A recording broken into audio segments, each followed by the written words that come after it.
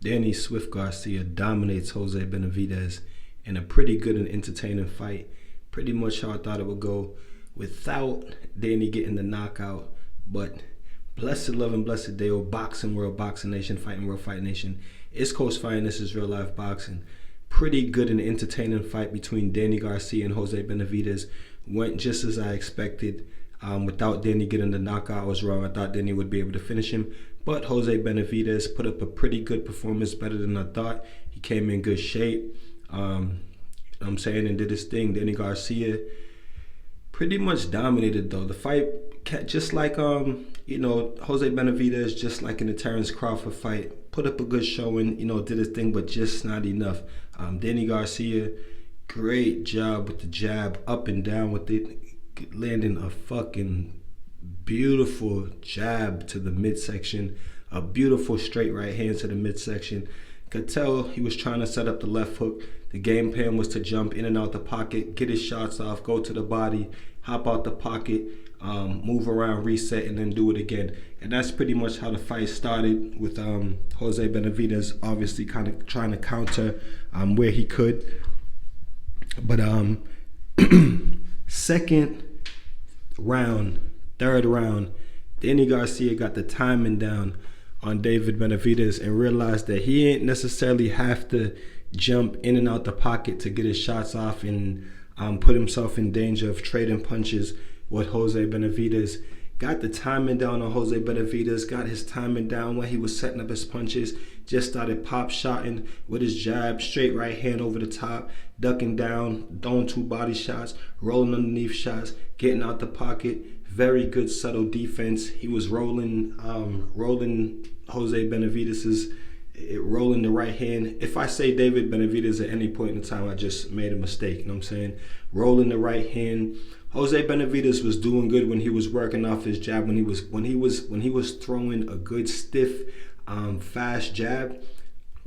Danny had to move out the way. Danny couldn't stand there, you know what I'm saying, away from him. Danny had to get out the way and reset. But it was few and far away, you know what I'm saying? And when Danny was working behind his jab, just beautiful, beautiful, beautiful work by Danny Garcia. Triple jab, right hand over the top, triple jab, upstairs, downstairs, back upstairs. Just beautiful work, getting into the pocket, letting go of his shots, rolling out underneath shots, just like I said, getting out of danger, resetting it, and doing it all again. And in the midst of all of this, Jose Benavidez is doing a good job. You know what I'm saying? Real flat foot. He can't get around too much, sitting on the back leg. It's hard for him to even extend his right hand because of the back leg. You know what I'm saying? And I said he was a southpaw in the last video. Made him say he fought straight orthodox this fight, but hard for him to even extend on his right hand. He got a good right hand. He was able to catch Danny with it, but again, few and far in between, you know what I'm saying, or far and few in between, however you want to say it. Just not enough, not consistent enough, not able to let the hands go. And Danny was just great, beautiful performance by Danny Garcia. Probably one of the best performances I've ever seen. Said he was dealing with some depression and stuff, and over the past year and a half, and had to get back in there because he's a fighter, and felt good, and he did a great fucking job. Great performance by Danny Garcia. Boxing, moving around, counter punching, being first with the punches, not just relying on counter punches. And you could tell that's what the game plan was, to hop in the pocket behind his jab, be first, get his punches off first, and then move out and not trade punches with Jose Benavidez.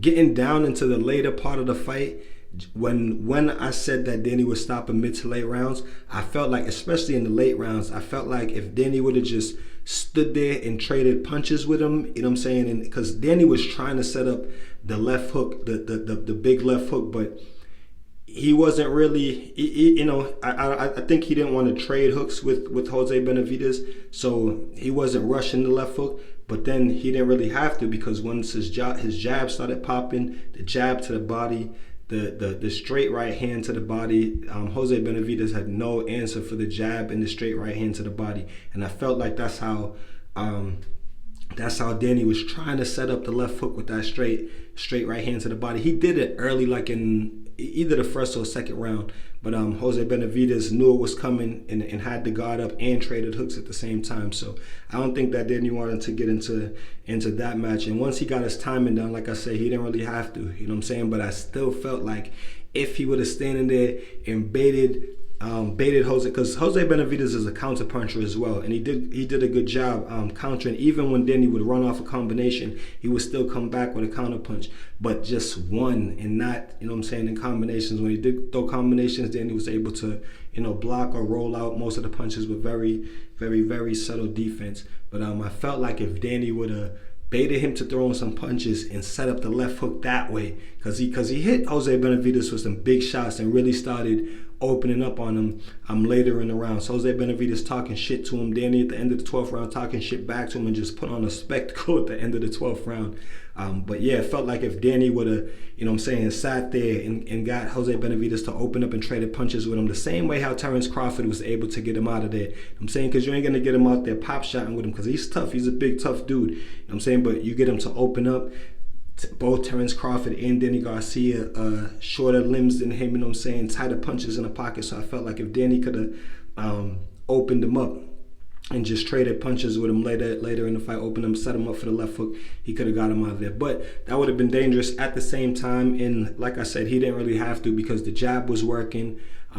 His legs was working. The jab to the solar plexus was working. The right hand to the solar plexus was working. The hooks upstairs. The combinations was working, the subtle defense was working, the head movement was working, the catching punches was moving was working, rolling shoulder was working. So great performance, and like I said, good job by Jose Benavidez as well. He actually performed better than I thought he would, and performed better in this fight than actually in the Terrence Crawford fight as well. And he didn't have a great performance his last fight. Was a majority draw. And actually, one of the judges had this fight a draw, and I don't see how, man. They need to start doing something with these judges and these referees in boxing, because the fight that got stopped with Gary Anton Russell in Barcelona, I can't pronounce the dude's last name, but the referee stopped the fight, and that was just ridiculous because the dude walked to the neutral corner, put his hands up, did everything that the referee asked him to do, and the referee still looked in his face and waved the fight off. And then a judge in this fight had the fight a draw, and I don't see how in the world this fight could be a draw, because you could have easily given Danny Garcia like every round, like literally. And like I said, Jose Benavidez was doing good work, but just not enough. And Danny was consistent with his work all through the fight. There was one round, I think maybe like the 7th or the 8th, maybe Jose Benavidez like let his hands go at the end of the round and touched up Danny a little bit. But even in that round, Danny still did the better work overall. So yeah, the judge that had the fight a draw, yeah, man, I don't know, man. Boxing really needs to start doing something about these judges and these referees, because this shit is just, it's a bad look. You know what I'm saying? It's a bad look for the sport, and it's just a bad look overall. You know what I mean? Like, really. But you guys tell me what y'all think about it in the comment section. Great performance by doing it. Danny Swift Garcia. He said he wants Erislandy Lara next for that WBA regular belt that Erislandy Lara has. I actually think that would be a good fight.